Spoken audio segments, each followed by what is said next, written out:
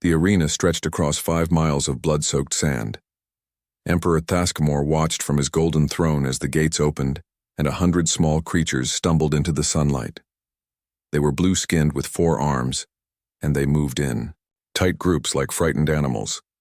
Thaskamor's massive reptilian form shifted on the throne. His scales caught the light of 3 suns and his yellow eyes tracked every movement below. Today was his grandson's first hunt. Today, young Prince Vectar would prove he was a true predator. "Release the hunters," Thaskamor commanded. 10 young Karathi nobles dropped from the arena walls. Each one was 12 feet tall with razor-sharp claws and teeth like daggers. Their scales were darker than the Emperor's, marking them as the next generation of apex predators. They moved with the deadly grace that had made the Karathi the rulers of 1,000 worlds. Prince Vectar led the group. His electromagnetic senses picked up the fear radiating from the prey creatures. He could taste their terror in the air, hear their rapid heartbeats, smell their sweat. This was what it meant to be Karathi. This was what it meant to be at the top of the food chain. The blue creatures tried to run. They always did. Some climbed the arena walls, others huddled together in the center. A few tried to hide behind the scattered rocks that dotted the sand. It made no difference. There was nowhere to go. Vectar pounced on the first group. His claws sliced through soft flesh like it was paper. The creatures screamed, but the sound only excited him more. Around the arena, the other young predators were having their own fun. Some played with their prey before the kill. Others made it quick. All of them enjoyed it. "Excellent form," said War Commander Zethkar, standing beside the Emperor's throne. "The prince shows real promise." Thaskamor nodded. "He was born to hunt." Like all true Karathi, in the arena, the last of the blue creatures fell. The young nobles roared in triumph, their voices echoing off the arena walls. The crowd of Karathi, spectators roared back. This was their way. This was how it had always been. The galaxy was simple. There were predators, and there was prey. The strong ruled, and the weak served. The Karathi Empire had been built on this truth for 10,000 years. Thaskamor remembered his own first hunt. He had been younger than Vectar, barely 8 feet. Tall, but already deadly. The prey had been different then. Green creatures with 6 legs who tried to burrow into the sand. He had dug them out one by one, savoring their fear. That was how he learned what he was. That was how he learned his place in the universe.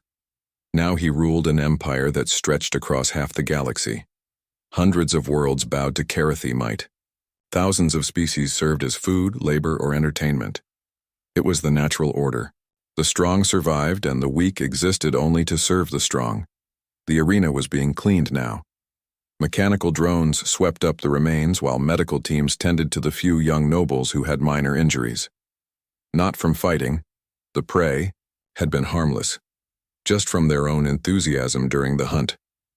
"Sir," said a communication officer approaching the throne, "we have received reports from the Outer Rim Scouts." "Speak," Thaskamor commanded. "Long-range sensors have detected unusual energy signatures from Sector 779. It appears to be an unexplored system with signs of technological activity." War Commander Zethkar stepped forward. "What kind of activity?" "Unknown, sir. The patterns don't match any known predator or prey civilizations. The signals suggest advanced technology, but the energy signatures are strange." Thaskamor's interest was stirred. New worlds meant new prey. New prey meant new hunting grounds. The Empire was always expanding, always claiming fresh territory. That was how predators lived, by taking what they wanted. Organize an exploration. "Fleet," he ordered. "I want to know what we're dealing with." "Yes, Emperor. Should we prepare a conquest armada as well?" "Not yet. First, we learn if they're predators or prey.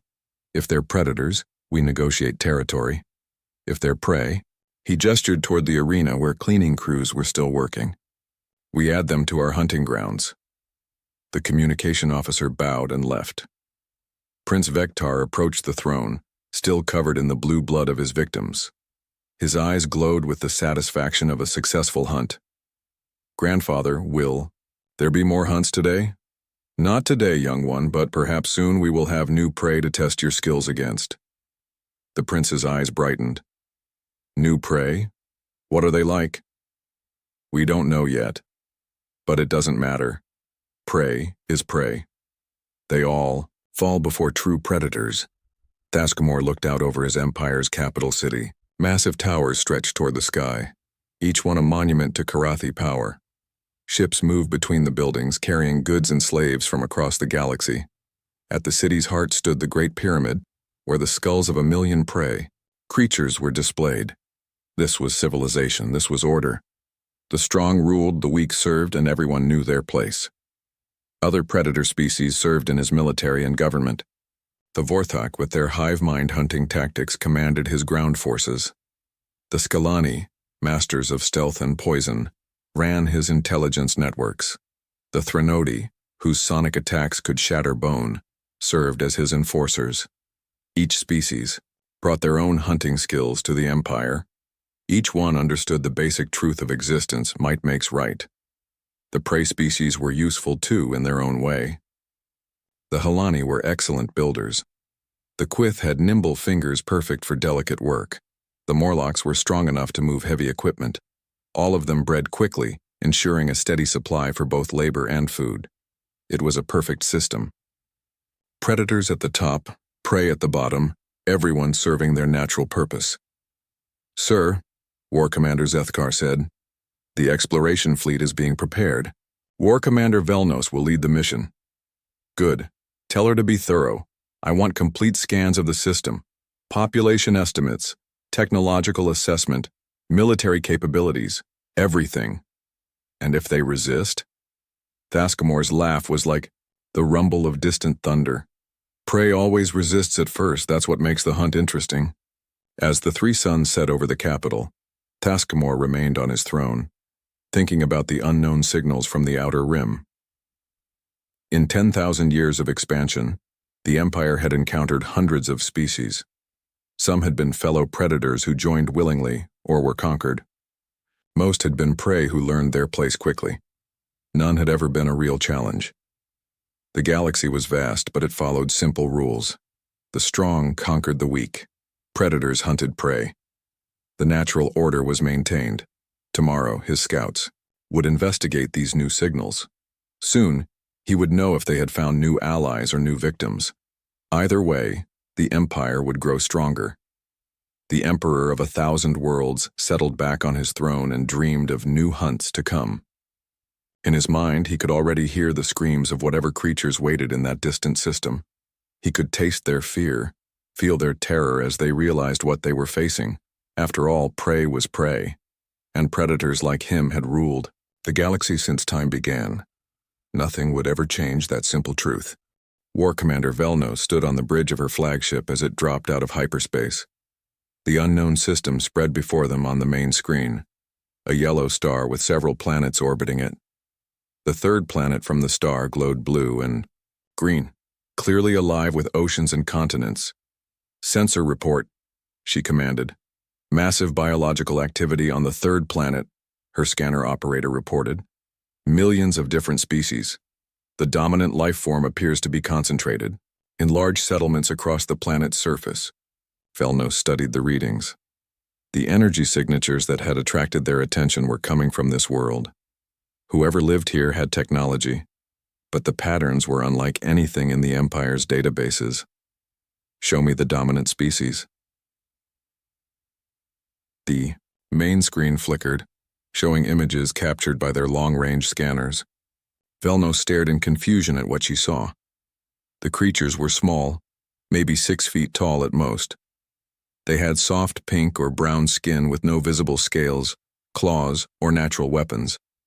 Their teeth were tiny, their eyes faced forward like predators, but they had no real fangs. Are you certain these are the dominant species? She asked. Yes, Commander. They appear to control most of the planet's surface. They've built massive cities and have primitive spacecraft. Velnos shook her head. They looked like prey animals, but prey didn't build cities or develop technology. That was impossible. Only predators had the intelligence and drive needed for civilization. Perhaps they're livestock for the real dominant species, suggested her science officer. Maybe the true predators keep them as we keep the Halani. Then, where are the predators? Velnos demanded. I see no signs of any other intelligent species on this world. The bridge crew exchanged confused looks. In 10,000 years of expansion, they had never encountered anything like this. Species were either predators or prey. There was no middle ground. Commander, the communications officer called out. We're receiving transmissions from the planet, multiple languages, but our computers are starting to translate them. What are they saying? Most of it appears to be entertainment broadcasts, but some seem to be military communications. They've detected our fleet. Velnos felt a moment of surprise. Their ships were equipped with the best stealth technology in the galaxy. Prey species had never been able to detect a Karathi fleet before the attack began. Perhaps their sensors are more advanced than expected, she mused. No matter. Follow standard first contact protocol for prey worlds. Send a demonstration fleet to their major population centers. Once they see our power, they'll surrender quickly. 3. Hours later, Karathi warships appeared in the skies above New York, London, Tokyo, and a dozen other major cities. The ships were magnificent, mile-long vessels bristling with weapons, their dark hulls gleaming in the sunlight. They had been designed to inspire terror, and they had never failed to do so.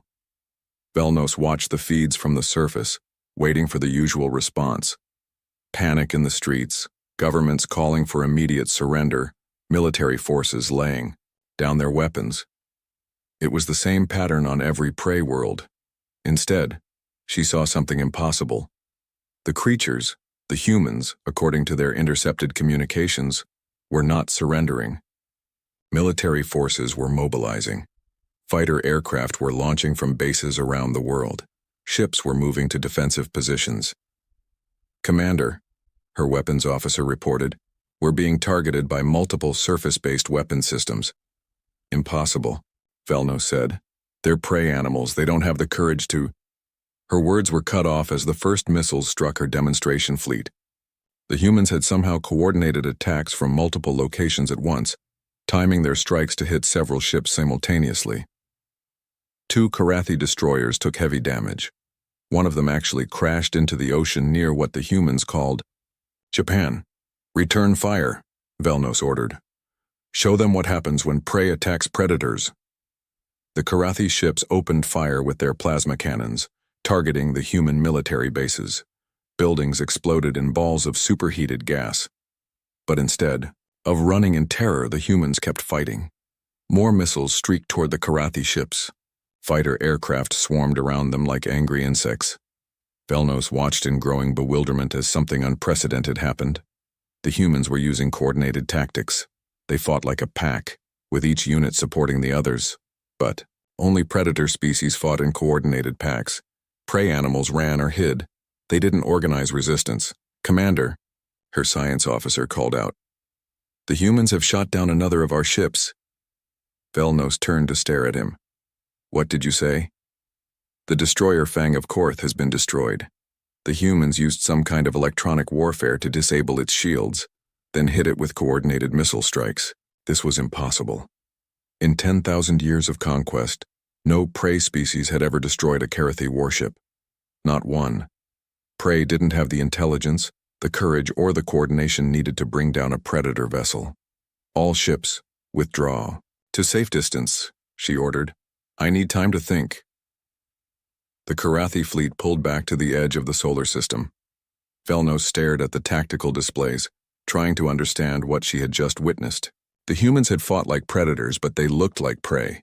They had used advanced tactics and coordination, but they had no natural weapons. Capture some of them, she finally decided. Bring me live specimens. I need to understand what we're dealing with.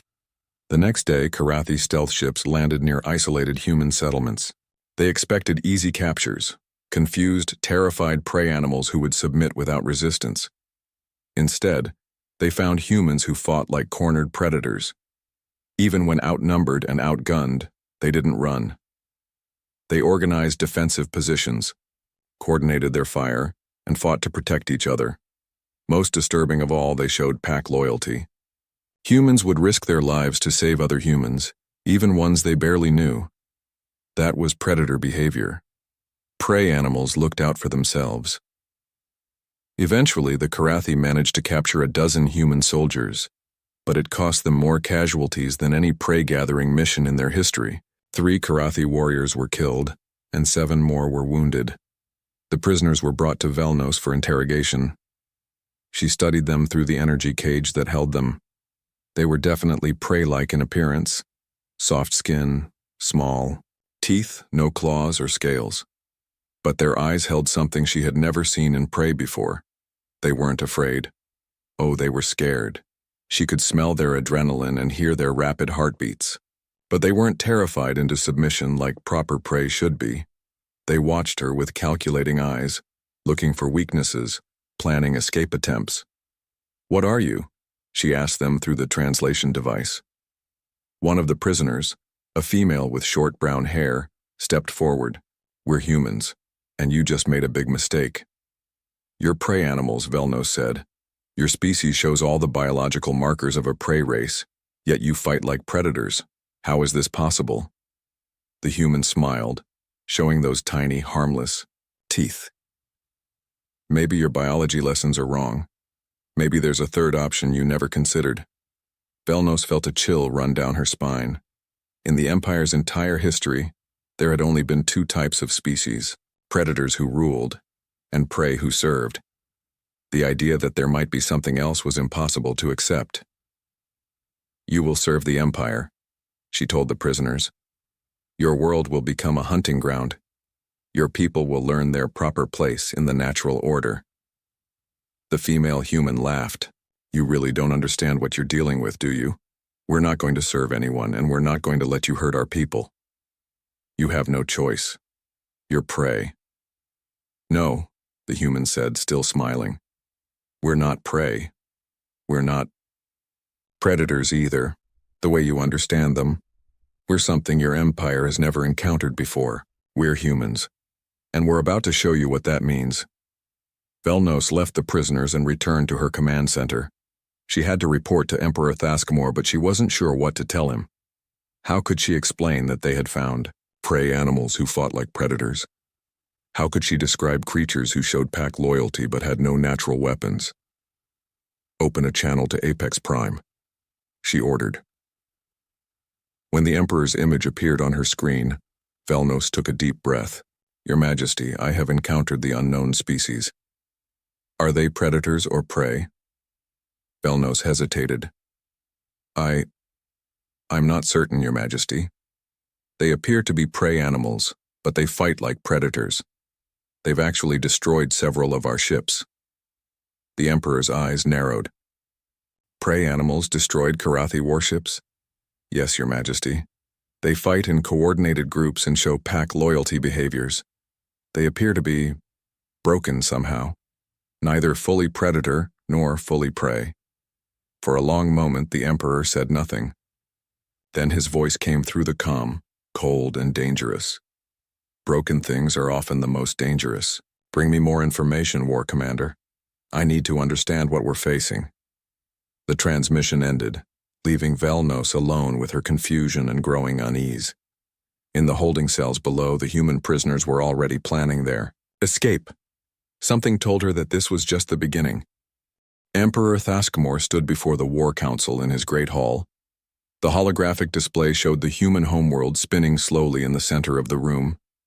Around the table sat the greatest military minds in the Empire, war commanders from every major predator species. "These humans have destroyed 7 of our ships," he announced. "They fight like predators but appear to be prey. I want explanations." War Commander Zethkar activated his own display. "Our analysis suggests they are a malformed species, Your Majesty.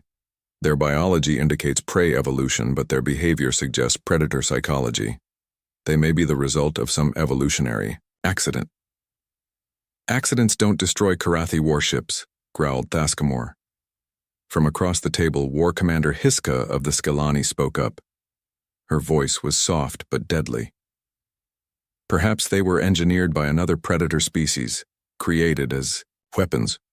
We've found no evidence of any other intelligent species in their system," Zethkar replied.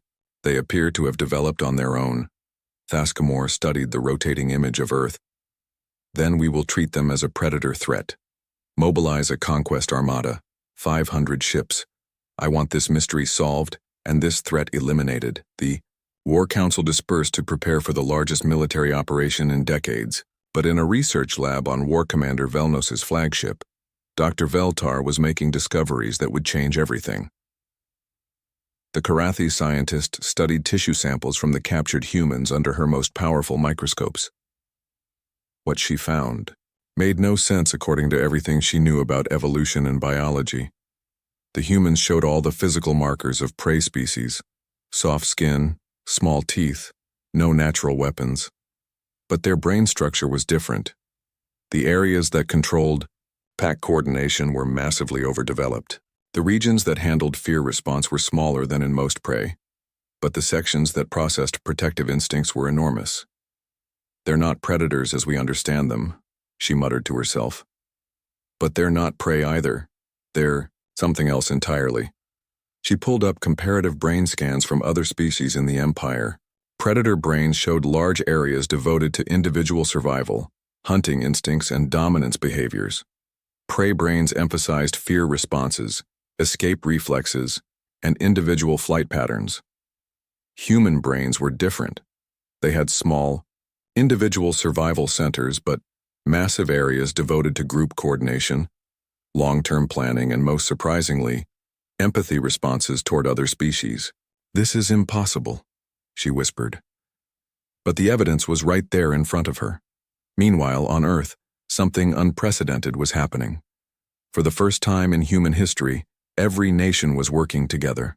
The alien attack had done what centuries of diplomacy could not. It had united the species against a common threat. In underground bunkers around the world, human scientists worked frantically to understand the captured alien technology. In military bases, soldiers trained for a war unlike any in human history. In factories, assembly lines that once built cars and computers now produced weapons and spacecraft. President Chen of the United Earth Council addressed the world from her command bunker. "We now know we are not alone in the universe. We also know that the galaxy contains species who see us as nothing more than prey animals to be hunted for sport." The footage from the captured Karathi ship showed the arena on Apex Prime, the hunting ceremonies, the billions of beings kept as livestock across the Empire. Humanity had learned that first contact was not with fellow explorers or peaceful neighbors. It was with the galaxy's apex predators. "They think we're prey," President Chen continued. "They think we'll submit to them like every other species they've conquered. They're about to learn they made a mistake." Colonel Sarah Chen, the president's daughter and a decorated military officer, stood in the briefing room of Lunar Command. Earth's moon had been converted into the largest military base in human history. She studied the intelligence reports from the captured aliens. "They're bringing 500 ships," reported General Martinez. "Our scouts confirm a massive fleet moving toward Earth." "Good," Sarah said. "Let them come." "Good?" General Martinez looked at her in surprise. "Sarah, we barely survived their first attack. This is their main fleet." Sarah smiled grimly. "The first attack taught us something important, sir. They don't know how to fight us. They expected us to surrender like their other victims. They expected prey behavior." She activated the tactical display. "They fight like individual predators. Each ship operates independently. Each warrior seeks personal glory. They're designed to hunt scattered, terrified prey." "And we're not scattered or terrified," Martinez realized. "Exactly.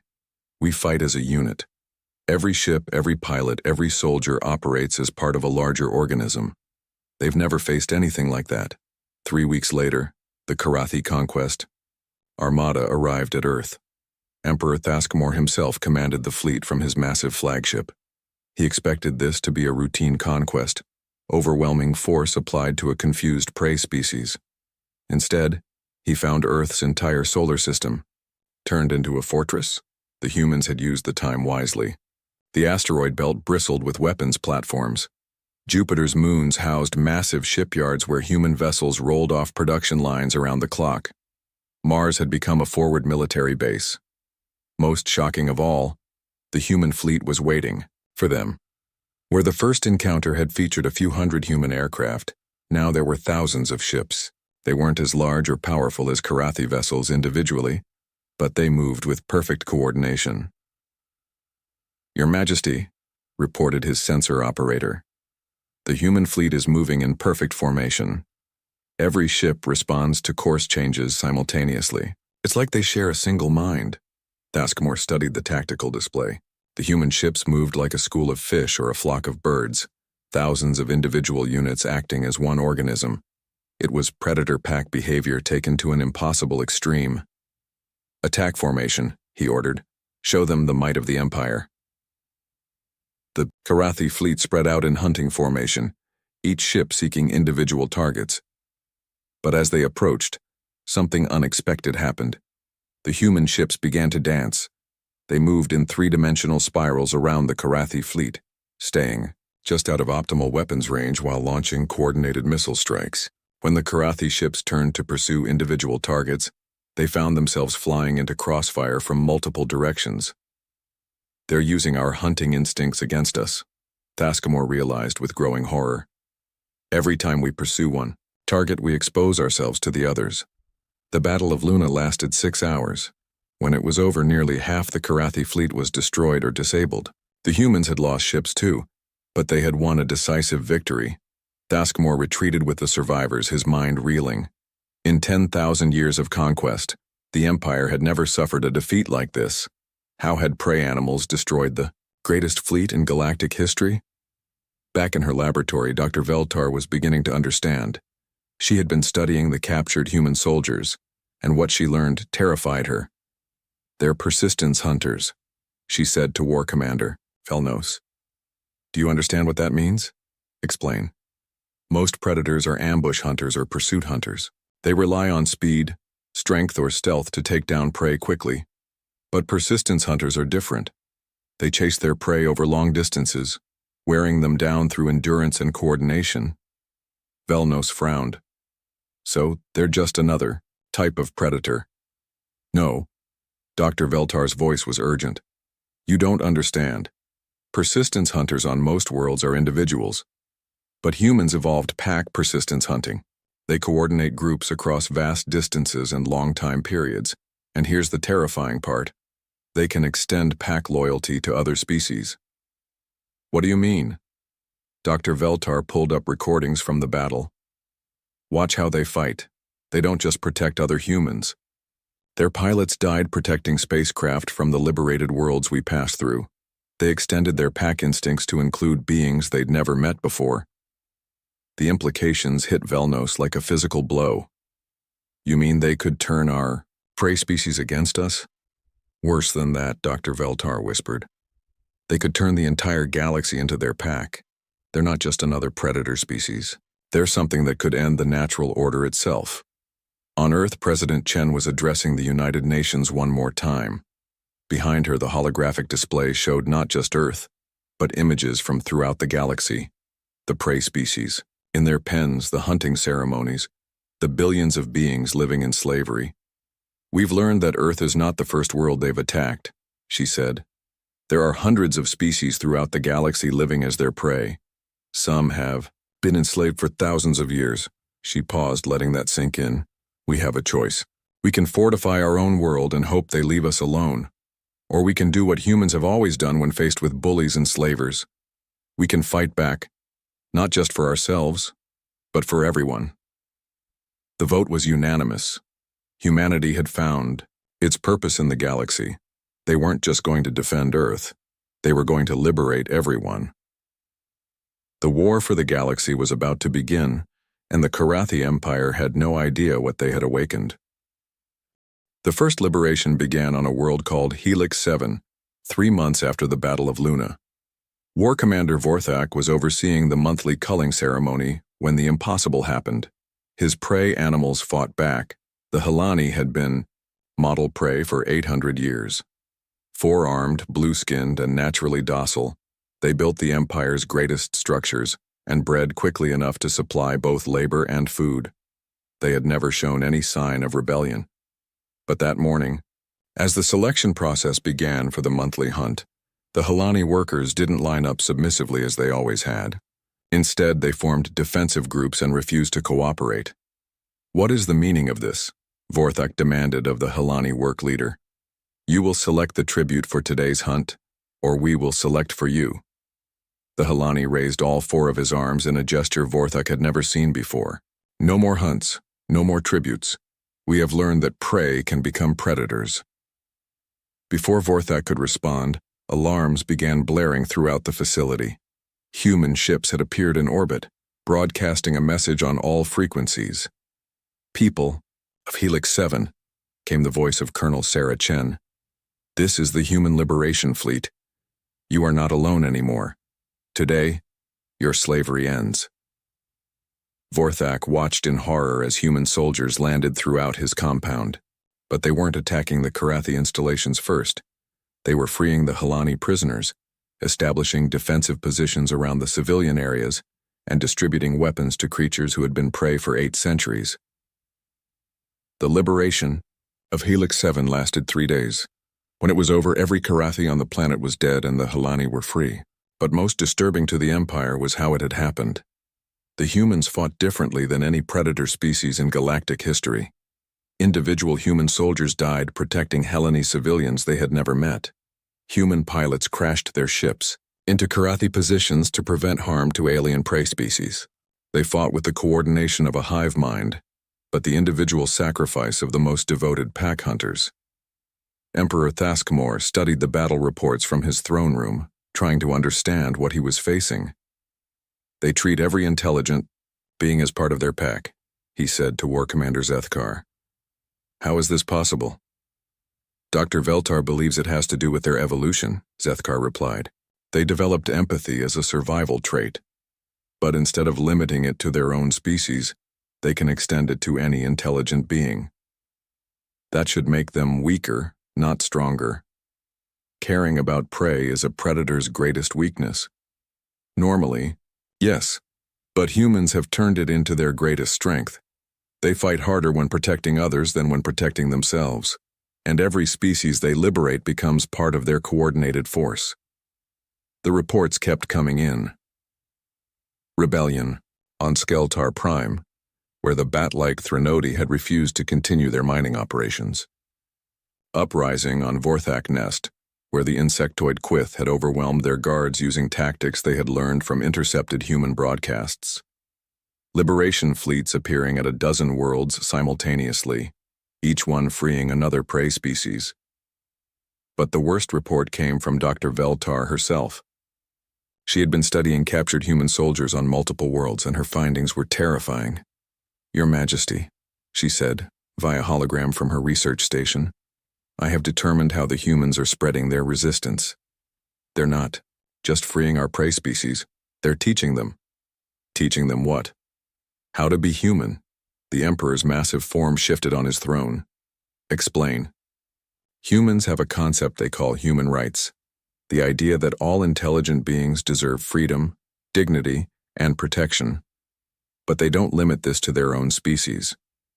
When they encounter any intelligent being, they immediately extend these rights to them."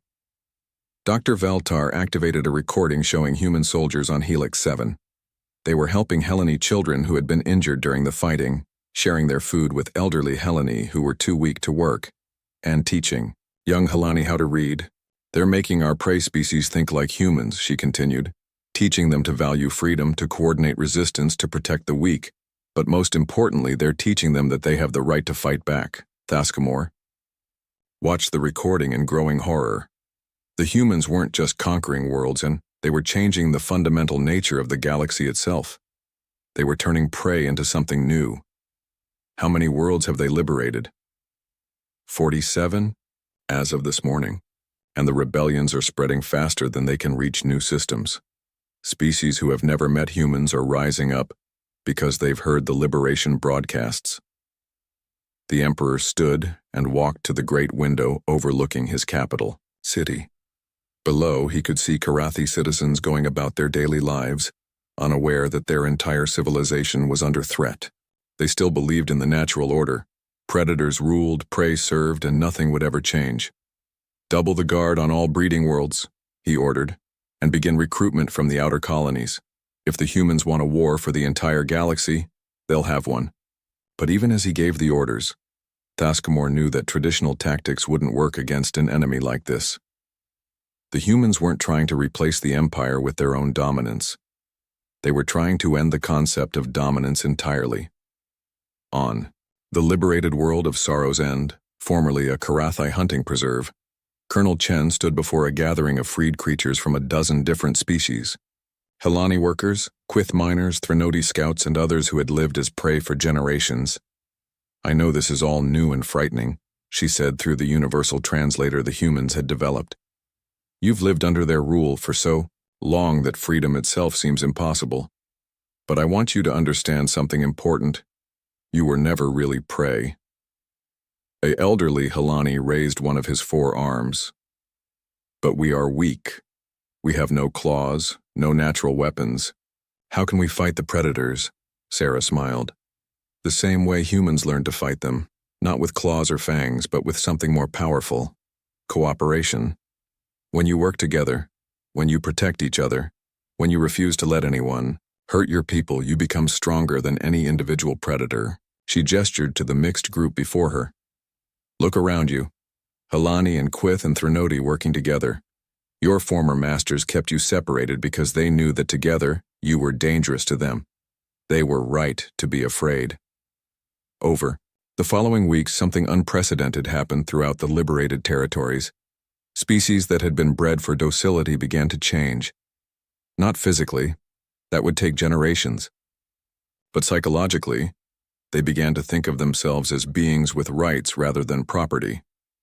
Helani engineers designed new defensive fortifications. Quyth technicians developed better communication systems. Threnody scouts provided intelligence on remaining Karathi positions.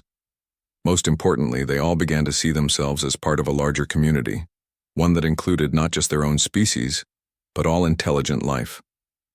The transformation wasn't limited to former prey species. On worlds throughout Karathi space, predator species began to question the natural order. Young Skalani assassins refused orders to hunt sentient beings. Forthak soldiers deserted rather than participate in culling ceremonies. Even some Karathi began to wonder if their empire was built on a lie. Dr. Veltar documented all of it from her mobile laboratory. She had become obsessed with understanding the humans, and what she learned filled her with a mixture of terror and fascination. "They're not trying to become the new apex predators," she reported to War Commander Zethkar. "They're trying to eliminate the concept of apex predators entirely. They want to create a galaxy where no species dominates others." "That's impossible," Zethkar replied. "The strong will always rule the weak. It's the way of nature." "Is it?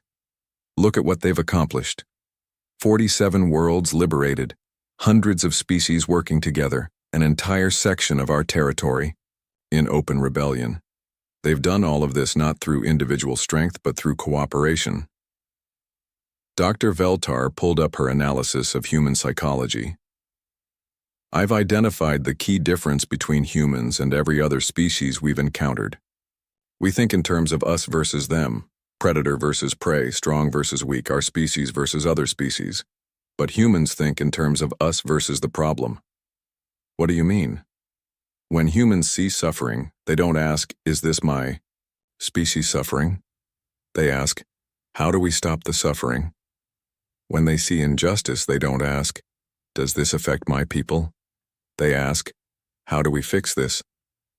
They've extended their pack loyalty to include every intelligent being in the galaxy. The implications were staggering. If humans could teach other species to think the same way, the Empire's entire foundation would crumble. The natural order that had governed the galaxy for millennia would be replaced by something entirely new.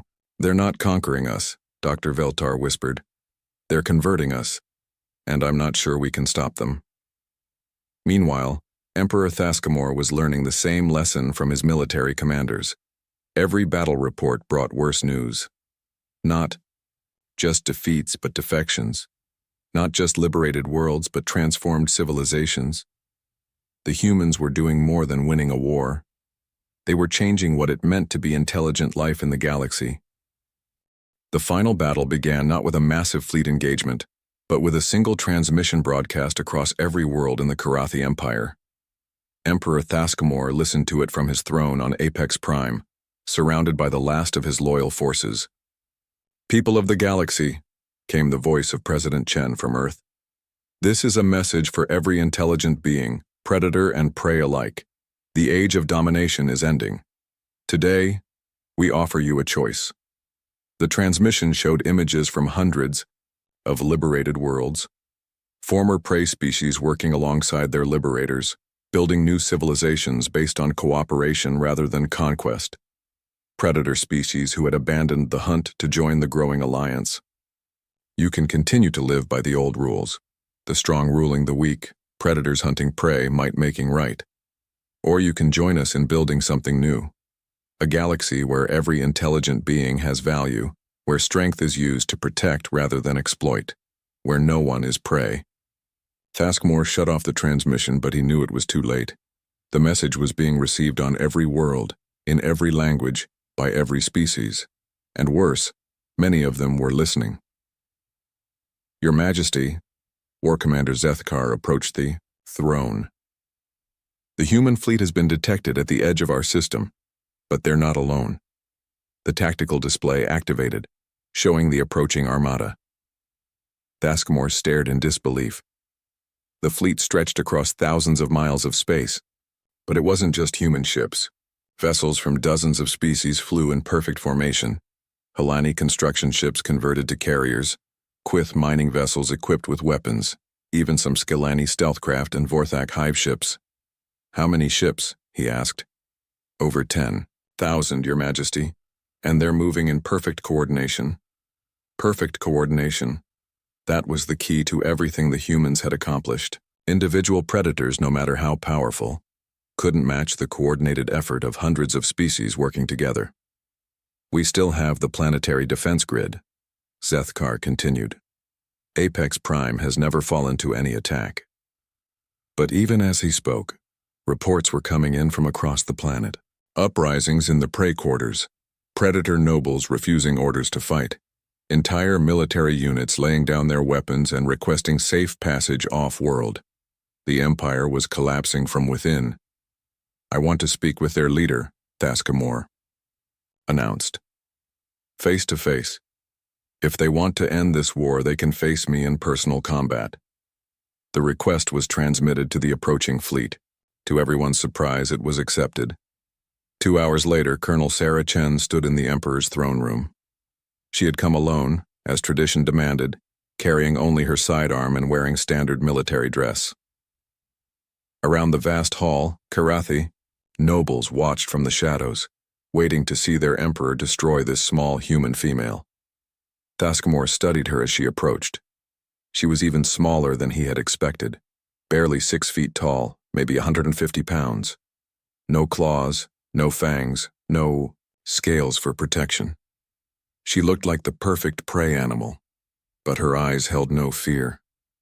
She looked at him with the calm confidence of a predator who knew exactly what she was doing.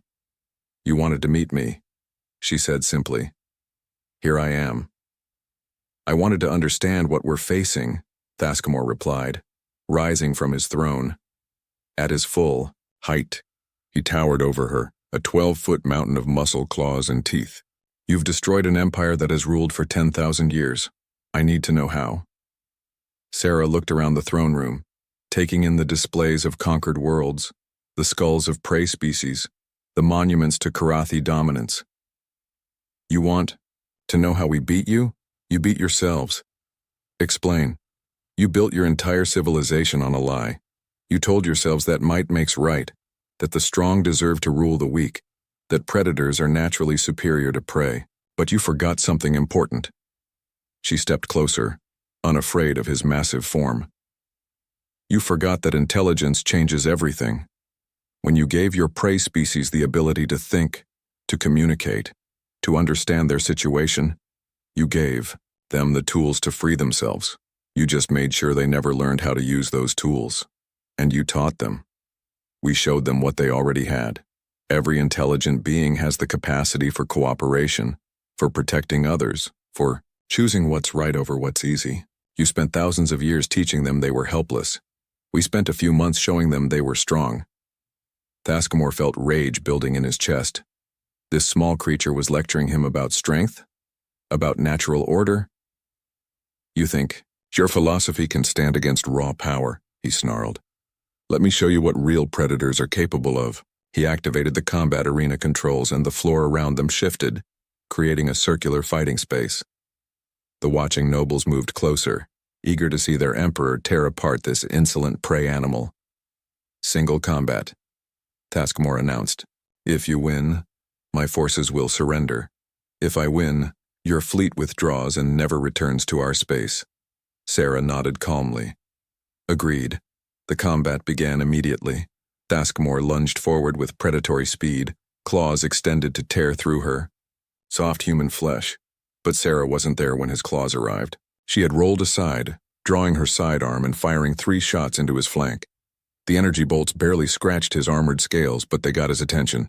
He spun toward her, electromagnetic senses tracking her movement. She was fast for a prey animal, but not fast enough to escape a true predator. He pounced again, and again she evaded him. But this time she had pulled something from her belt, a small device that she threw at his feet. It exploded in a burst of intense light, temporarily blinding his enhanced senses. By the time his vision cleared, she had climbed onto his back and was doing something to the base of his skull. He felt a brief sting, then nothing. Neural disruptor, she explained as he collapsed, paralyzed but conscious. We developed it specifically for dealing with larger predator species, non-lethal, but effective. She stood over his prone form, looking down at the mightiest predator in the galaxy. You want to know the difference between us? You fight for dominance, we fight for survival. You fight alone, we fight together. You fight to prove you're stronger. We fight to protect everyone who can't protect themselves. The watching nobles shifted restlessly. Their emperor had been defeated by a tiny prey animal using tools and tactics. It was impossible, but it had happened before their eyes. But most importantly, Sarah continued, you fight because you enjoy it. We fight because we have to, and we're very, very good at things we have to do. The paralysis wore off after a few minutes, but Thaskamore made no move to continue the fight. He had learned what he needed to know. The humans weren't just another predator species trying to replace his empire. They were something entirely new, predators who hunted cruelty itself. What happens now? He asked. That's up to you. You can keep fighting, keep trying to hold on to the old ways, and watch your civilization destroy itself. Or you can help us, build something better. And what would that be? Sarah activated a small holographic projector, showing him images from the liberated worlds. Former predator and prey species working together, building new cities, exploring new worlds, creating art and literature and music together. We call it the Terran Accord. Every intelligent species has a voice. Every being has rights that can't be taken away. Strength is used to protect the weak, not exploit them. And no one, no individual, no species, no empire, gets to decide that others exist only to serve them. Thaskamore stared at the images. It was everything his civilization had been built to prevent. The natural order completely overturned. Prey and predator as equals. This is madness, he whispered. Maybe, Sarah admitted. But it's the kind of madness that turns slaves into citizens, prey into people, and enemies into allies. It's the kind of madness that says every life has value, that every being deserves a chance at happiness, that cooperation is stronger than domination. She knelt beside him, speaking quietly. Your empire ruled through fear because you never met anything that was more afraid for others than for itself. But humans have been protecting each other since before we had claws or fangs or scales. We learned that the pack survives when every member of the pack matters. Even former enemies? Sarah smiled. Especially former enemies. Because if you can turn an enemy into an ally, you've just doubled your strength. Over the following hours, reports came in from across the galaxy. Karathi fleets were surrendering. Predator nobles were requesting amnesty in exchange for helping liberate their own prey populations. Entire worlds were declaring their intention to join the Terran Accord. The age of predators and prey was ending. Something new was beginning. Emperor Thaskamor stood on the balcony of his palace, looking out over Apex Prime for the last time as its ruler. Tomorrow, he would be just another citizen of the new galactic community. The thought terrified him, but it also filled him with something he had never felt before: curiosity about what came next. Behind him, Sarah Chen worked with former Karathi officials to plan the transition. She moved among them easily, treating former enemies as potential partners, showing them the same respect she showed her own people. "How do you do it?" Thaskamor asked her. "How do you trust beings who were trying to kill you yesterday?" "Because," Sarah replied, "we believe that everyone can change. Everyone can choose to be better than they were. Even Apex." The war room of the Galactic Alliance headquarters buzzed with worried voices. Holograms showed the latest battle, where red dots representing Krell forces overwhelmed the blue Alliance ships. Captain Ella Martinez watched with a heavy heart as another Alliance fleet disappeared from the display. "That's the third defense line this month," said a tall blue-skinned alien next to her. Ambassador Kelter's 4 eyes blinked slowly in what Ella had learned was a sign of deep distress. Ella nodded. "The Krell are moving faster than we predicted." Around the circular table, representatives from 7 alien species argued among themselves. The Galactic Alliance had stood for 800 years, but never faced an enemy like the Krell. These insect-like aliens fought as one mind, willing to sacrifice thousands of ships to gain even a small advantage. "We should evacuate the border worlds," said General Prov, a rock-like being whose species lived for centuries. "We can't hold them back anymore." "Surrender those systems. Billions live there," countered Admiral Jin, her feathers puffing up in anger. Ella stayed quiet. As the human representative, she was still considered an outsider.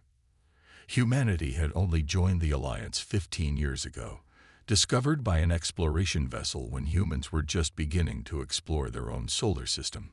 To the other species, humans were primitive newcomers, barely out of their cradle world. What the Alliance didn't know was that Earth had kept secrets.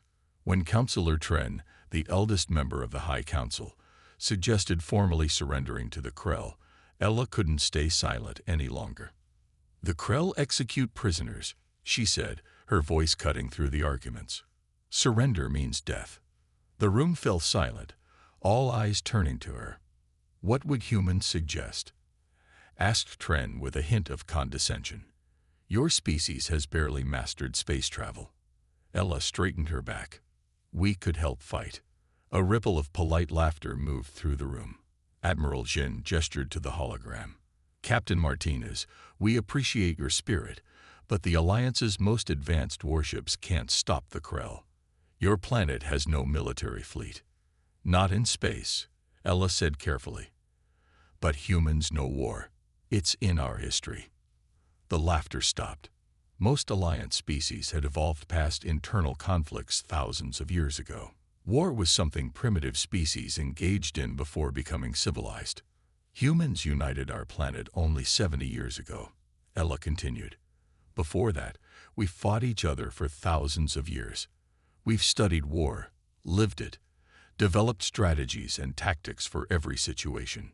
Ambassador Kelter looked uncomfortable. "When we discovered Earth, your leaders said humans had embraced peace." "We have," Ella nodded, "but we never forgot how to fight.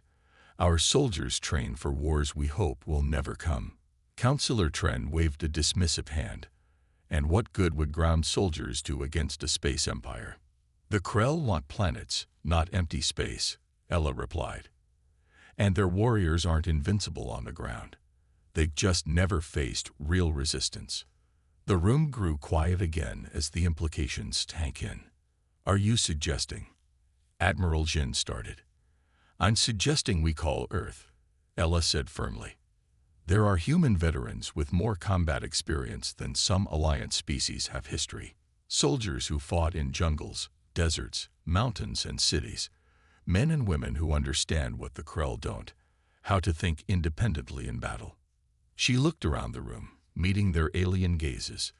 The Alliance has the ships and technology. Earth has the soldiers and experience. Together, we might have a chance. For several moments, no one spoke. Then Counselor Tren nodded slowly. "Make your call, Captain Martinez." Ella left the war room with a mix of hope and dread. The Alliance would soon see a side of humanity they had never witnessed. When she reached her private communication room, she entered the secure code for Earth Command. "This is Captain Martinez," she said when the connection opened. "Implement Protocol Thermopylae." "I repeat, implement Protocol Thermopylae." On the screen, the Earth officer's expression turned grave. He understood what this meant. After 15 years of presenting themselves as peaceful explorers and merchants, humans would reveal their true nature to the galaxy. The war was about to change. Admiral Frank Dawson rubbed his tired eyes as the message from Captain Martinez played again on the screen in front of him. He sat alone in a secure room deep inside Earth's military headquarters. Outside, the world thought their space program was focused on scientific exploration. Few knew about rooms like this one. "Protocol Thermopylae," he said to himself. The code meant one thing. Humanity's warriors were needed. The peaceful mask they had worn for 15 years would need to come off. He pressed a button on his desk. "Get me Colonel Jack Summers." 30 minutes later, a tall man with gray at his temples walked into the room. Colonel Jack Summers moved with the quiet grace of a predator. At 55, he was older than most active soldiers, but his eyes were sharp and clear. "You called for me, sir." Jack stood at attention. "At ease, Colonel. We're activating Thermopylae." Jack's expression didn't change, but his posture straightened slightly. "The Alliance is losing." Then, badly. Frank turned his screen so Jack could see the battle maps Captain Martinez had sent. "The Krell have taken 7 systems in the past month. Alliance forces are in full retreat." Jack studied the maps carefully. They fight with no imagination. Standard formations, predictable movements. The Alliance species haven't fought real wars in thousands of years. They're scholars and diplomats who built ships with guns. Frank shook his head. "The Krell are different. They sacrifice thousands of warriors without hesitation. Hive mind species," Jack noted. "No concern for individual losses." Frank nodded, "But they've never faced humans." Jack allowed himself a small smile. "When do we leave?" 3 days. You'll take the Dauntless. On paper, it's a research vessel. In reality, a warship with 1,000 veteran soldiers," Jack finished. "Your first mission is to reinforce the Alliance outpost on Proxima IV. It's the last defensive position before the Krell reach the core worlds." Frank slid a data pad across the desk. "Pick your team. 200 soldiers for the first wave." Jack took the pad. "I want Sergeant Lisa O'Neill for demolitions, Lieutenant Sam Washington for tactics, and Major Diana Cruz for recon." Frank nodded. "They're already on standby." "The Alliance won't expect much from us," Jack said. "They think we're newcomers to war. That's our advantage."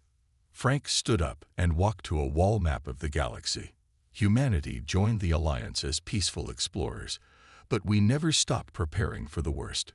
Now the worst has come." He turned back to Jack. "Show them what we can do, but remember, we're still the new kids. Don't scare our allies more than necessary." Jack smiled grimly. They should be more scared of the Krell. 2 days later, Jack sat in a briefing room with his command team. Lisa O'Neill, a short woman with red hair and steady hands, had blown up more enemy positions than anyone in Earth's last 3 conflicts. Sam Washington, with his quiet voice and brilliant mind, could spot patterns and weaknesses others missed. Diana Cruz moved like a shadow and could slip behind enemy lines undetected. "The Alliance doesn't know what we're capable of," Jack told them. "They see us as primitive, maybe even cute." "Their mistake," Diana said with a slight smile. Sam studied the Alliance battle reports. The Krell fight like a flood, overwhelming force with no subtlety. The Alliance tries to match them ship for ship, soldier for soldier. Can't win that way, Lisa added. Not against an enemy willing to sacrifice endless troops. Jack nodded. We'll show them a different approach. Humans don't win by having the most soldiers or the biggest guns. We win by being unpredictable, Diana finished. The next morning, the Dauntless left Earth orbit, officially listed as carrying scientific equipment and agricultural specialists to help Alliance worlds. Only a few hundred people on Earth knew its true mission. In his quarters, Jack Summers looked at an old photo of his squad from the Resource Wars 30 years earlier. Most were gone now.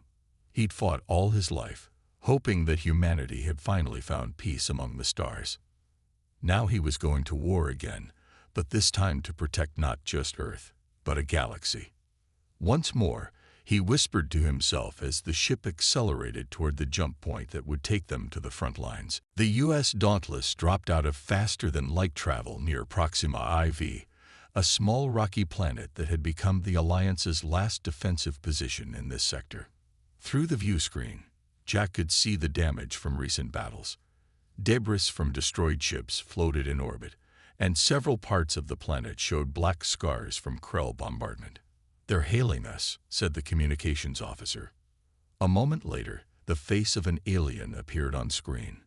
General Jolak was from an aquatic species, with blue-gray skin and large dark eyes that blinked sideways.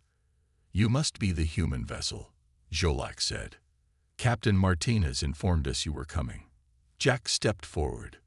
"Colonel Jack Summers, Earth Defense Force. We've brought 200 soldiers to assist in your defense." Jolak blinked slowly. 200. The Krell attack in waves of thousands. "Quality over quantity, General," Jack replied with a small smile. "Permission to dock." An hour later, Jack and his team stood in the command center of the Alliance outpost. Maps showed Krell positions surrounding them on 3 sides. Only a mountain range to the north had kept them from completely encircling the base. General Jolak introduced his officers, aliens from 5 different species, all looking worn and defeated. "The Krell will attack again within 2 days," he explained. "We have 800 soldiers remaining in failing shields." Lieutenant Washington studied the terrain maps. "Why haven't you used the high ground here and here?" he asked, pointing to 2 ridges. An officer with 4 arms waved dismissively. "Too exposed. Standard doctrine says to concentrate forces behind barriers." Jack exchanged looks with his team. The Alliance fought by the book, a book the Krell had clearly read. "We'd like to set up forward positions," Jack suggested. "Small teams, well hidden." General Jolak looked confused. To what purpose? They would be overrun immediately. "To gather intelligence," Major Cruz explained, "and to hit them from unexpected angles." The Alliance officers looked uncomfortable. Before they could argue further, alarms began blaring throughout the base. "Krell forces approaching from the south," shouted a technician. "They're earlier than predicted." The command center erupted in activity. Alliance officers began ordering defensive positions according to their standard protocols. Jack watched for a moment, then turned to his team. "Time to show them our way," he said quietly. "Lisa, take a squad and set up on the eastern ridge. Diana, infiltrate with your recon team and find their command units. Sam, coordinate from here." As the human soldiers calmly moved to their positions, the Alliance forces rushed to their defensive lines in obvious panic. General Jolak watched the humans with curiosity. "Your people seem relaxed," he said to Jack. "We've done this before," Jack replied simply. Outside, the first wave of Krell warriors came into view. Thousands of insect-like creatures moving in perfect formation across the open plain. They carried energy weapons and moved with singular purpose. The Alliance defensive line opened fire, but for every Krell that fell, 10 more took its place. They advanced steadily, accepting losses without breaking formation. Then, from the eastern ridge, Precision fire from Lisa's team began dropping Krell officers. The formation faltered momentarily. "Target their communication nodes," Jack ordered through his comm. "Diana. Status. In position behind their secondary wave," came the whispered reply. "They have no rear guard. They don't expect attacks from behind." The Krell force suddenly split into two groups, one continuing the frontal assault while another diverted to deal with Lisa's position. "They're adapting," observed General Jolak with concern. Jack nodded calmly. "So will we." He gave a short series of orders through his comm. Moments later, explosions erupted in the center of the Krell formation, planted by Diana's infiltration team. At the same time, Lisa's squad abandoned their position seconds before Krell forces reached it, relocating to another vantage point. The Krell attack faltered, their perfect formation broken by unexpected attacks from multiple directions. For the first time, the insect warriors showed confusion. "Impossible," whispered one of the Alliance officers. "I've never seen the Krell lose cohesion." When the battle ended 3 hours later, the Krell had retreated, leaving hundreds of their dead behind. The Alliance had held the line with minimal casualties. General Jolak stared at Jack with new understanding. "You fight differently than anyone I've seen." "Humans have been fighting each other for thousands of years," Jack explained. "We learned that the strongest force isn't always the winner. The smartest one is," finished Lieutenant Washington. In the days following their first victory, Jack and his team began training the Alliance soldiers. The large training hall buzzed with activity as humans worked with aliens from 7 different species. Major Diana Kruz stood before a group of tall, thin aliens with skin that changed color to match their surroundings. "Your natural camouflage is perfect for stealth operations," she explained. "But you move too predictably." She demonstrated how to advance through cover, never moving in straight lines, using shadows and terrain to break up her outline. The aliens watched with fascination. "We were taught to move in formation at all times," one said. "Formation makes you predictable," Diana replied. "And predictable soldiers become dead soldiers." Across the room, Lisa O'Neill showed another group how to create traps and explosives from common materials. The Alliance soldiers seemed shocked by the concept. "But these aren't standard weapons," protested a furry alien with 4 arms. Lisa grinned. "That's exactly why they work. The Krell expect standard weapons." Lieutenant Washington worked with the command staff, teaching them to analyze Krell movements for patterns and weaknesses. "They think as one mind, which gives them perfect coordination," he explained. "But it also makes them inflexible." General Jolak observed the training sessions with growing interest. He approached Jack, who was examining maps of the surrounding territory. "Your methods are unusual," the general said. Jack nodded. "The Alliance fights wars like they're solved mathematical problems. The Krell fight with overwhelming numbers. Neither approach values adaptability. And humans do." "We had to," Jack replied. "On Earth, we fought wars with different terrains, different technologies, different objectives. The side that adapted fastest usually won." Zolak's large eyes blinked thoughtfully. "My species evolved from ocean predators. We hunted in coordinated groups like the Krell, but we eventually outgrew the need for violence." "Humans tried to outgrow it too," Jack said. "But we learned that being prepared for war is sometimes the best way to preserve peace." Their conversation was interrupted when an Alliance officer rushed in. "General, our scouts report massive Krell movement. At least 10,000 warriors gathering 50 miles south." The room fell silent. Even after their recent victory, such numbers seemed overwhelming. Solak turned to Jack. "What would you advise? Our defensive shields cannot withstand another major assault." Jack studied the map.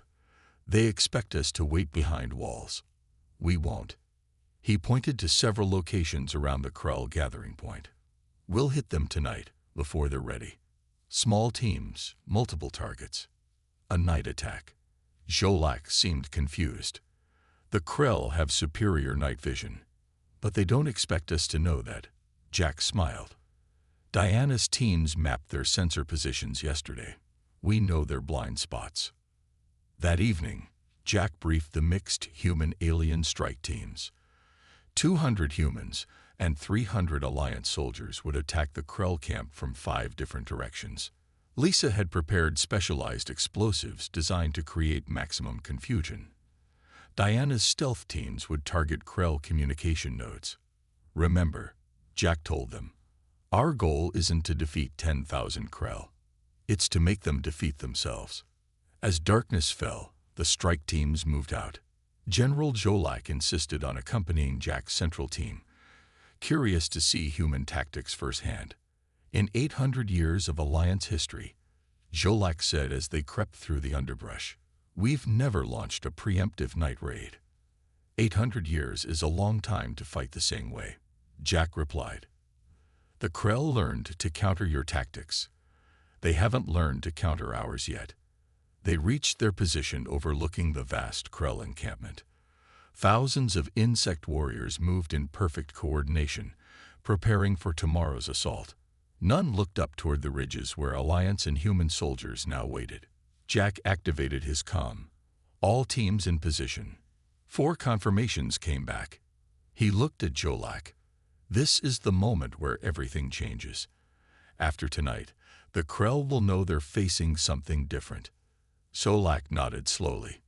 Begin the attack, Colonel. Jack gave the signal.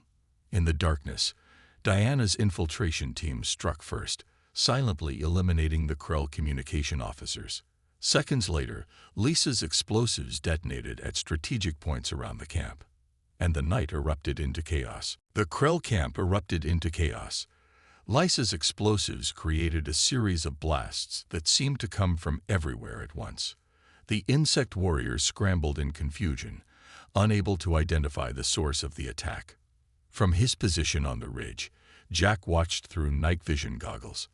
Beside him, General Jolak observed with a special viewing device. Amazing, the alien general whispered. They have no organized response. They're used to facing enemies head-on, Jack explained, not being attacked from multiple directions in the dark. Diana's voice came through the comm. Communication nodes down. Their coordination is breaking. The Krell warriors moved in circles, firing randomly into the darkness. Some groups began to attack each other, unable to distinguish friend from foe in the confusion.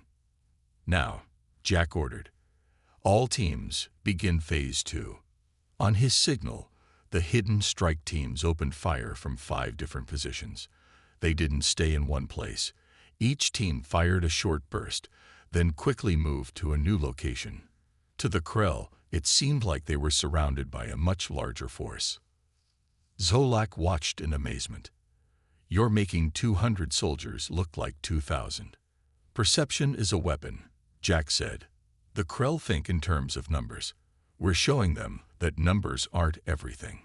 As the night progressed, the Krell tried several times to form counterattack groups, but Lisa's team had planted motion-triggered explosives along the most obvious paths. Each attempted rally ended in another explosion and more confusion. By dawn, the massive Krell force was in full retreat, leaving behind thousands of dead and wounded. The Alliance human force had suffered only minimal casualties. As they returned to base, the Alliance soldiers looked at the humans with new respect. Word of the victory spread quickly through Alliance communication channels. Back at headquarters, Jack received a message from Captain Martinez. Her face appeared on the screen, looking both pleased and concerned. Colonel Summers, your night raid is the talk of Alliance Command, she said. They're calling it the miracle of Proxima IV. No miracle, Jack replied.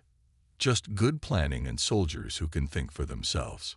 The High Council is impressed.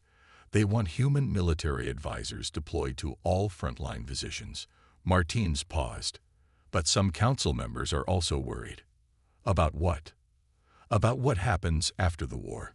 They've just discovered that one of their most peaceful members is also their most effective warrior species. She gave him a small smile. You've changed how they see us, Jack. Forever.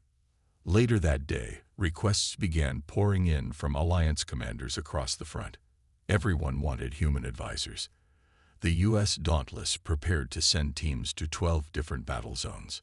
Jack met with his officers to plan the deployments. "We're going to be spread thin," he told them.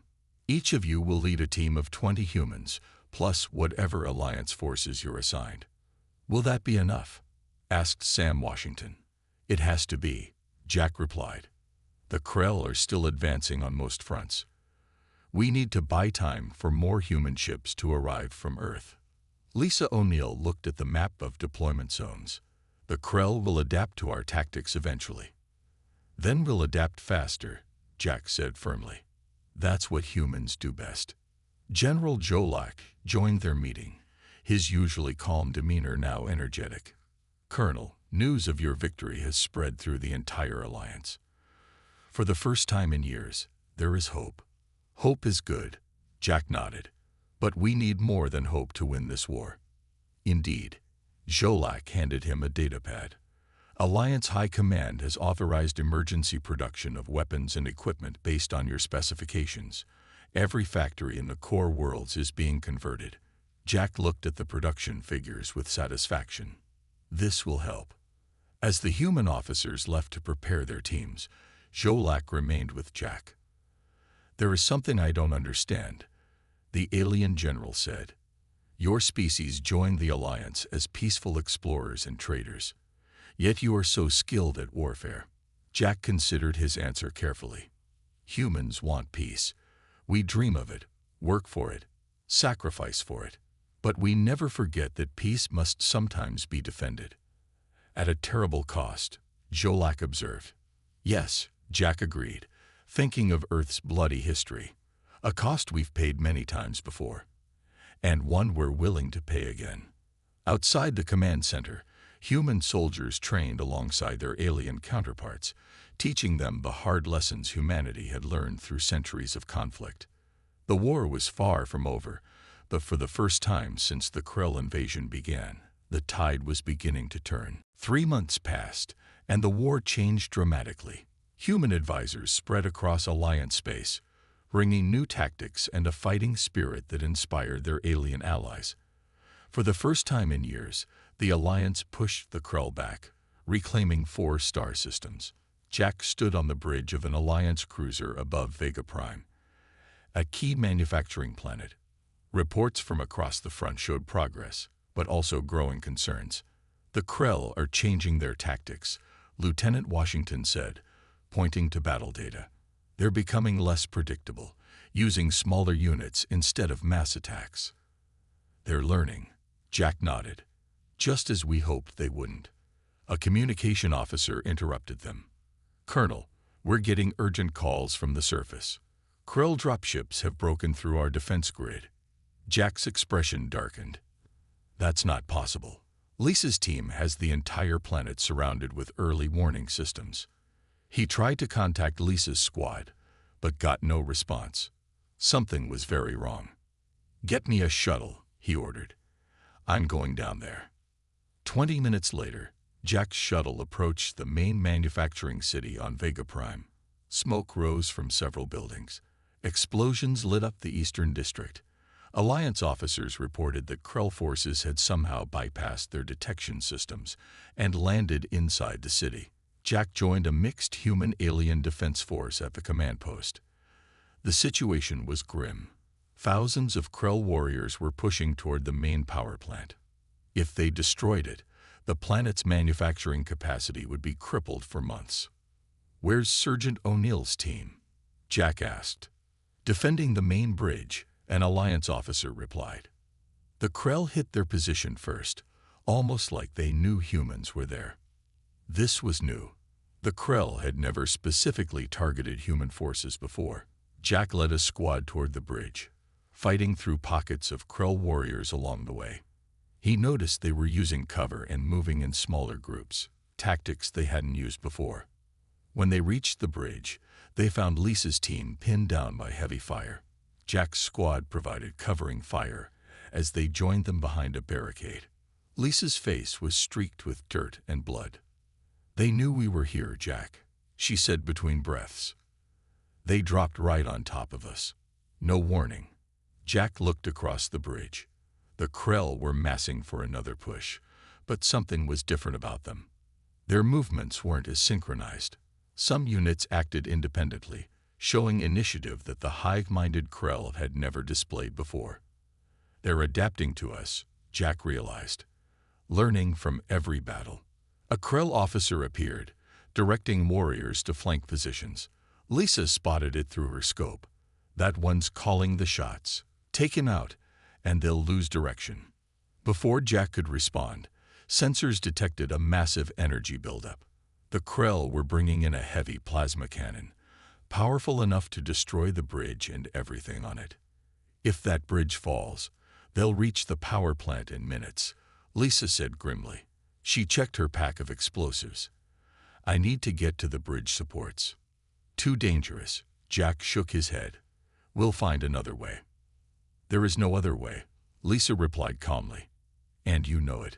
Before he could stop her, Lisa slipped away, using the skills she taught others to move unseen toward the bridge supports. Jack tried to provide covering fire, but the Krell were everywhere. Through his binoculars, he watched as Lisa reached the main support and placed her charges. She was halfway back when the Krell spotted her. Energy weapons fired, hitting her multiple times, but somehow she kept moving, triggering the detonator as she fell. The explosion ripped through the bridge supports. The entire structure collapsed, taking hundreds of Krell warriors with it and creating an impassable gap between the enemy and the power plant. That night, after the remaining Krell forces had been driven off-world, Jack stood with General Zolak and a group of Alliance soldiers. Between them lay a simple platform with Lisa's body, covered with a cloth bearing both Alliance and Earth symbols. Why do you honor your dead this way? Asked an Alliance officer.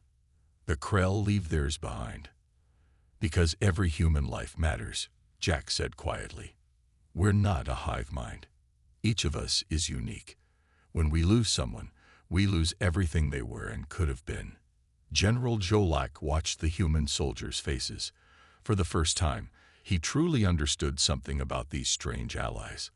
Their individual worth was what made them fight so fiercely, so creatively, and it was also what made them mourn. 6 months after the first human soldiers joined the war, the Alliance had reclaimed 7 star systems, but the victories were coming harder now. The Krell were adapting, learning, evolving their tactics with each battle. Jack sat in a medical bed on the Alliance flagship. Bandages covered his left side where a Krell energy weapon had caught him during an ambush 3 days ago. Captain Ella Martinez sat beside him, having arrived from Alliance headquarters. The Krell specifically targeted your command vehicle, she said, reviewing the battle reports. They ignored easier targets to get to you. Jack nodded. They're studying us, learning from us. The Krell we face today aren't the same mindless drones we fought 6 months ago. The High Council is worried, Ella admitted. Some members think we've created a bigger problem by teaching the Krell how to think independently. We didn't teach them, Jack replied. We forced them to adapt or die. That's how evolution works. Their conversation was interrupted when Lieutenant Washington entered with urgent news. The Krell are using our own tactics against us, he reported. On 3 different worlds, they've set up ambushes using our methods. They're spreading false information through captured communication channels. Jack tried to sit up but winced in pain. They're not just adapting physically. They're adapting mentally. Ella looked troubled. Is there any good news? Actually, yes. Sam handed her a datapad. Admiral Dawson has authorized the deployment of Earth's final reserve. The Ghost Division is on its way. Jack's eyes widened. They're sending Heather's team. Who is Heather? Ella asked. Colonel Heather Miller, Jack explained, leader of the most unconventional warfare unit Earth has ever produced. Her soldiers don't fight with regular weapons. They fight with information, with deception, with the enemy's mind. 2 days later, a small, unmarked ship docked with the Alliance flagship. Colonel Heather Miller did not look like a typical soldier. Small in stature with short gray hair and glasses, She looked more like a professor than a military commander, but the intensity in her eyes told a different story. "Jack," she greeted him warmly in the briefing room. "I hear you've been teaching bugs how to think." "Not intentionally," he grimaced. Heather studied the battle maps and Krell communication patterns that Washington had prepared. "Fascinating. Their hive mind is developing independent nodes. They're becoming individuals, at least on a tactical level." "Is that good or bad for us?" Ella asked. "Both," Heather replied. "Bad because they're harder to predict now. Good because they're experiencing something new to them: confusion." She outlined her plan to the gathered officers. The Ghost Division specialized in electronic warfare, psychological operations, and counterintelligence. They would exploit the growing individuality of the Krell commanders.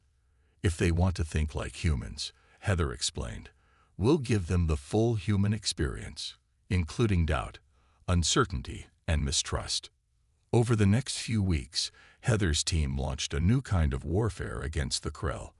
They intercepted and altered Krell communications, creating contradictory orders. They planted false information about alliance movements, leading Krell forces into traps. They created phantom fleets on Krell sensors that didn't actually exist. Jack watched with admiration as the Krell began to falter. Their newly developed individual thinking became a weakness when they couldn't trust their own information. "It's working," he told Ella as they observed a battle where Krell ships fired on each other, confused about which were real enemies. "Heather is turning their evolution against them." But in private, Heather shared her concerns with Jack. "We're changing them fundamentally," she said. "The Krell we defeat won't be the same species that started this war." "Is that a problem?" Jack asked. "It might be," Heather replied thoughtfully. "What happens when a hive mind discovers individuality? What will they want after this war ends?"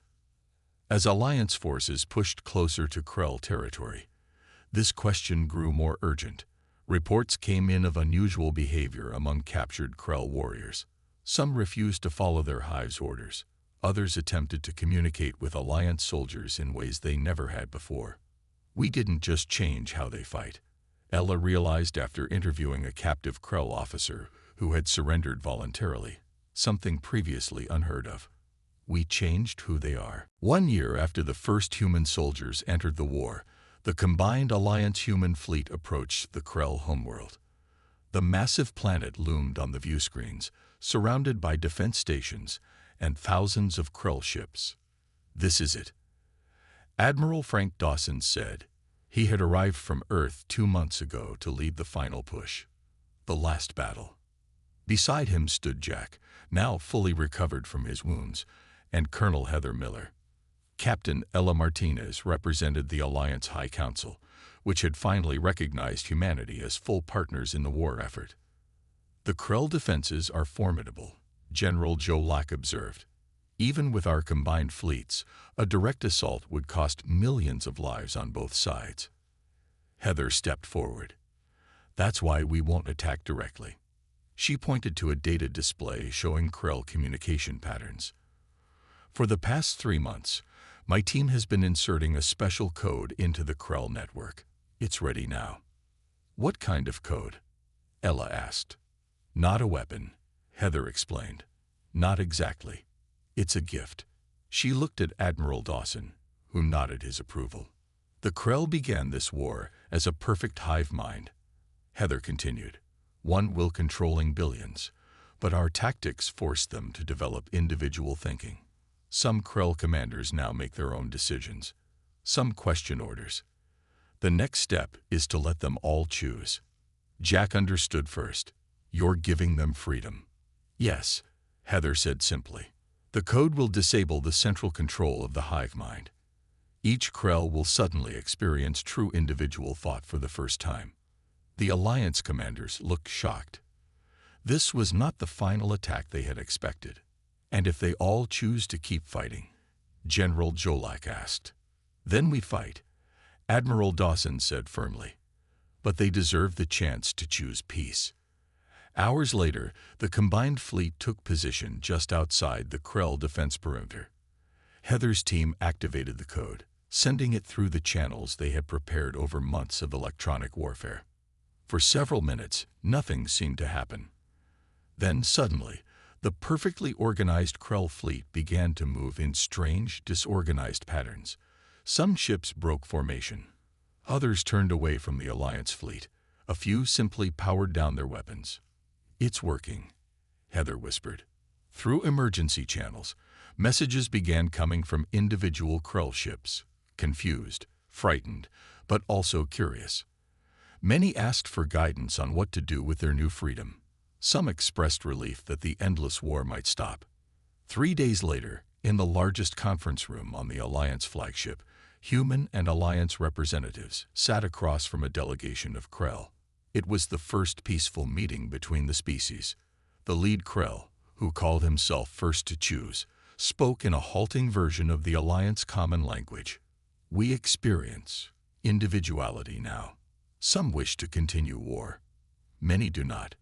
We seek understanding." Admiral Dawson stepped forward. "We don't want to destroy your civilization. We only fought because you attacked Alliance worlds. If you choose peace, we offer peace in return." The negotiations lasted for weeks. Some Krell factions rejected the peace and had to be contained by other Krell who embraced their new individuality. Eventually, a treaty was signed. The war was over. At the final ceremony, General Jolak approached Jack and Ella as they prepared to return to Earth. "I must confess," the alien general said, "when humans first joined the Alliance, many of us saw you as primitive, dangerous. We feared your history of violence." Jack nodded. "A fair assessment." "We were wrong," Jolak continued. "Your capacity for war is matched by your desire for peace.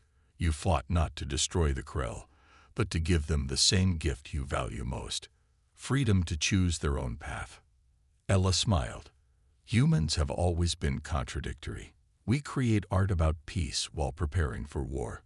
We value individual life above all, yet risk those lives to protect others." As human ships prepared to depart, messages arrived from across Alliance space. Planets that had been saved by human intervention sent thanks. Some Krell representatives requested human advisors to help them adjust to individual thinking. On the bridge of the returning ship, Jack looked at the stars. "Do you think they'll understand us better now?" he asked Ella. "Perhaps," she replied. "Or perhaps they'll realize what we've always known, that being human means living with contradictions. We are peaceful warriors, violent creators, solitary friends." Jack smiled. "And somehow, that makes sense to us." The ship entered faster than light travel, leaving behind a galaxy forever changed by humanity's strange and powerful gift, the ability to fight for peace.